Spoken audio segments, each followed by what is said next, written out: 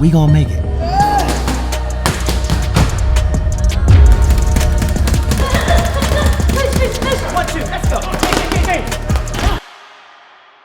Boxing King Media, powered by BYD. Delighted to be joined by Joe Gallagher, sipping on a brew at the Dorchester.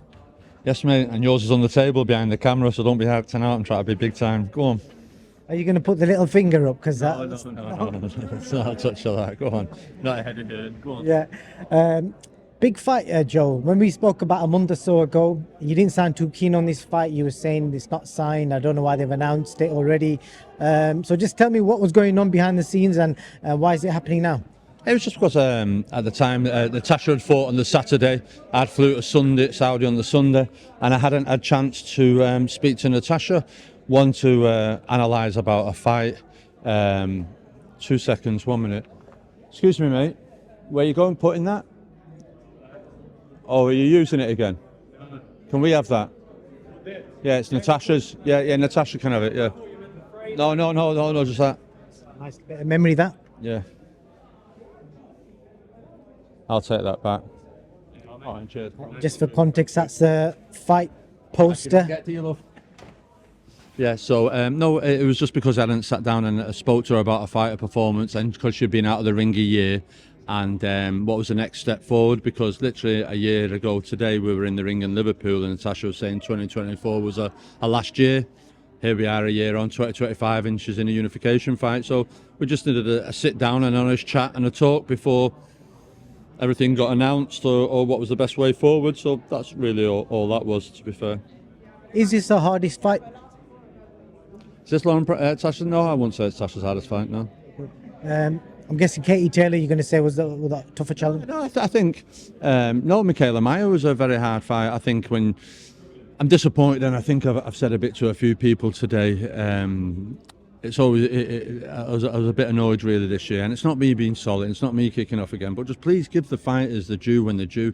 A year ago, Natasha Jonas beat Michaela Meyer in a humdinger of a fight that they all said at the time would built everyone the fights of the year. Come to this side of the year, or side of the new year, no one was talking about the fight. It wasn't even written down as a contender or a nomination for it. And yet Natasha, for female British fighter of the year, after beating Meyer, who then went and beat Sandy Ryan, and then beat a unified with Habazan after being out of the ring for 11 months, I thought it was brilliant, but doesn't seem to be getting a credit or a nomination. But anyway, that's it. What was the question? To the recent Ring Magazine Awards. And boxing news. Yeah. Well, I don't know if it means anything. It's not an official award, but I did something with Dom Ingle on our podcast where we talk about, the awards. He actually named Tasha Jonas as his female fighter of the year. Yeah, and I agree, especially when there hasn't been that many shows this year. Obviously, Katie's been doing brilliant over in America. Sandy did well, but then she was unfortunate. I thought Terry Harper had a really good year as well. So there was good people that people aren't talking about that should have been deserving, not just mine, but I've just mentioned a few that should have been deserving at least of a paragraph, at least when people start talking about awards. You know what I like about you, Joe? There's nobody that fights more for these fighters than you. Especially you're vocal about it. You don't sit back. For example, Lawrence Aoli said all about comebacks of the year. Lawrence Aoli last November, December, I got a phone call saying they need a bit of sparring. Can he do a bit of sparring? Joseph Parker. So we said yeah. So Lawrence came over. I was working at the Tyson gym, and he did a move around. He was fat as a beached whale and depressed after losing to Bilham Smith. We did a bit of sparring. And then all of a sudden then we got a connection, and then he came back this year. He went to Poland, relocated to Manchester, trained there, relocated to Poland, and then destroyed the kid that destroyed Babic, and then has moved up to heavyweight and destroyed a really good fighter in a round. And he was in the room the other week with the ring fighters at the Ring Awards, and his name's been associated with lots of heavyweights this week. And he's a happy kid. And I just think there's a story of a difference a year makes. And Lawrence Aoli, I don't think he got a sentence in some publications this year, and I just think, how not? What, just because he banged two people out in the first round, that's not his fault, but mentally where he was to mentally where he is now, numerous weight divisions, he's gone up 2 weight divisions, but I still think it's worth a sentence at least. Well, we've kind of jumped to a subject here, but I'm just curious to your opinion on this, because I spoke to Dom about Lawrence, and he's not completely sold on Lawrence. He reckons he'll struggle fighting genuine heavyweights, because because I said to him, would you see him as being a world champion in 18 months? And he said, you'll take him as far as you can, but ultimately he feels he might be limited with the guys that are genuinely big heavyweights rather than putting the weight on. Yeah, exactly, and I get that, and hence why we fought at Bridgerweight 16 stone. He got in the ring that night at 17 stone, and then we got that opponent, and he was 18 full tough stone. I said to Lawrence, right, okay, let's be 18 stone and see how we perform, how you deal with the strength and the size and all the big men that were sparring. And listen, it's not our fault it went around, but that's hence the reason why we thought the Joe Joyce fight was done, but we've found out now Joe Joyce has pulled out, which is unfortunate, because I thought that would have been a good test for Lawrence to deal with Joe's ability, his size, his strength, his punching power. People are too quick to write Joe off. Obviously, he might put down as a bad night at the office. He wants to come back. He'll be more determined, and I just thought it was a good fight, but it's a shame that's not happening now. We're looking at another opponent for a fight, but as you say, is Lawrence going to be an undisputed world heavyweight champion? Well, you can never say never, but I'd get shot for saying so. But our visions and our goals are to be. But if we can win one version of a world heavyweight title, whichever that be, that's a huge success for Lawrence Aoli to be a 3-weight world champion. Definitely is. From working in McDonald's to that, I think is a proud achievement. And his rapping, don't forget his rapping and his beats that he drops. He's listen to them. I have done recently, yeah. I'm surprised really, but the thing with Lawrence, I think, he's very misunderstood. He's a great kid. He's got a huge heart. He loves boxing, and I just feel his confidence was knocked a little bit. But he's just a really, really good, nice guy.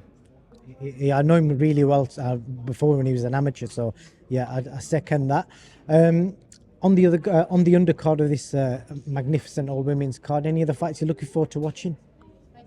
I've always been a big fan of Cindy as amateurs. She's always been one of Natasha's main sparring partners for all the fights, so I'm really pleased to see her on the show. Obviously Caroline Dubois, massive fan. I love Caroline Dubois, do you know what I mean? And like I said, me and Rob McCracken years ago, when we were at fighters for McKenzie, we used to train fighters. I had John Murray and that. He had John O'Donnell, Leonard Dawes. We used to go down there, train at Lennox Lewis College.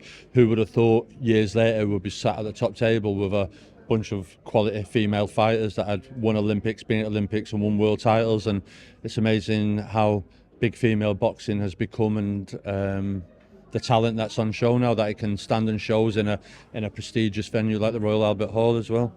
I saw Anthony Joshua. I was recording him when he was talking to someone about this fight with Lauren and Natasha, and the thing that he pointed out was Joe Gallagher versus Rob McCracken. Quite an interesting meeting of minds. I asked Rob earlier, I won't tell you what he said, but have you kept tally of any fights you've had with each other before? Yeah, there's only been the one. Which one? John Murray Lee Migo. I could remind. That was for the British title, so John won the British title, 5 rounds. So yeah, that's it. But listen, me and Rob go way back. He fought Ensley Bingham when he was at Champs Camp. He's a good fighter, good coach, done well at GB, and he's had some great fighters and great journeys with the fighters that he's had. Carl Froch, Anthony Joshua, and like you say, with Lauren Price now. So can't knock what he's doing, and he's always been respectful, and vice versa. There's huge respect from both sides. I'd assume he's a good guy, Rob. Yeah, you guys have had incredible journeys. You're like you're very few of the old school trainers left in. He's had mad success with AJ, Froch. You know, no one needs to talk about your accolades because they're out there to be seen.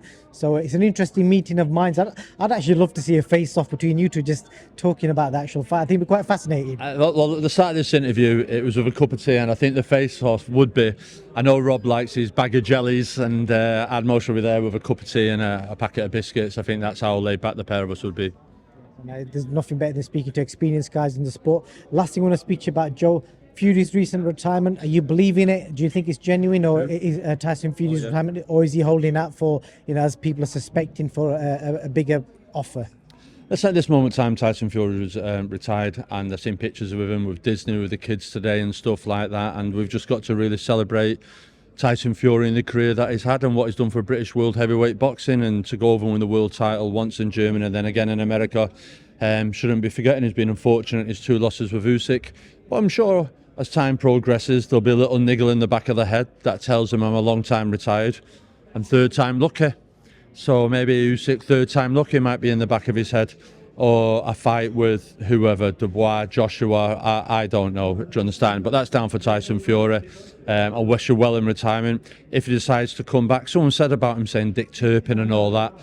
Listen, with Tyson, that could relate to, yes, I'm holding out, you want to fight Joshua, you got to pay me to get out of retirement. Of course, there's that angle to it. But he could be talking about someone who's robbed milk off his doorstep that day. Do you know what I mean? You just don't know with Tyson. He's a character. And I think that's what boxing will miss most, is a character. There aren't many characters in boxing no more. And Tyson Fury, as well as being an exceptional fighter and a fantastic world champion, he was a great character for the sport of boxing. Just a quick one. If he was to come out of retirement, fight AJ, current form, who's the favourite? Tyson Fury. Okay. And then last question I've got for you. I was watching an interview of Deontay Wilder where he talks about how boxers and people in boxing generally are always looking to make other people happy. And obviously your role as a coach, you're making your fighters happy. You're always fighting for them. But what makes Joe Gallagher happy? What keeps you ticking?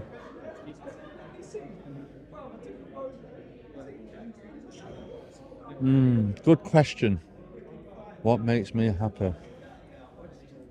Fighters winning, obviously. Fighters winning. Fighters being given the credit and the praise that they deserve, that they work so hard for.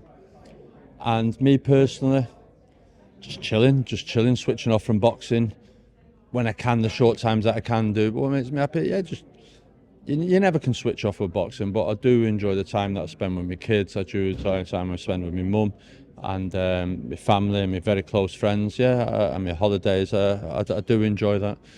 But in boxing, we have so many highs and so many lows, and your family and your close network of friends are there. They're always there to support you and pick you back up and get you going again. You strike me as someone who's like really obsessed in a nice way with the sport and your fighters, because you want success. So how do you kind of switch off, and what do you do with your kids? Just out of curiosity, what does Joe Gallagher do to like take his mind away from boxing? I watching movies, Netflix, the usual, chill, all that stuff. Going out for eat good food and just chilling off and try to switch off for a little bit and spend time with them, really. Obviously, when you're a coach, you're coming through your young kids, you've sacrificed and you've missed a lot of time of the stuff that they go. I have a joke with Ben Davidson now and Shane with the kids, and it's different coaching now. They've got young kids. Obviously, the time will come for them. There's parents' evenings and all that type of stuff. One or two of them might have to be missed, but yeah, no, it's just like I try and keep my life private and my family time special every time that I have with them. I know you said you like to keep it private, but one last question for you. How old are your kids? Just curious. So I don't think I've ever seen you speak about it before. Age groups. Yeah, they're in the 20s. Amazing. Joe, pleasure speaking to you. I like to tap into different things other than boxing. Pleasure as always. Thank you. All the best fight night. Thank you. Top Happy man. New Thank Year. you. Cheers. Thank you. Keep up. 25 is a good year for you. You gonna make it.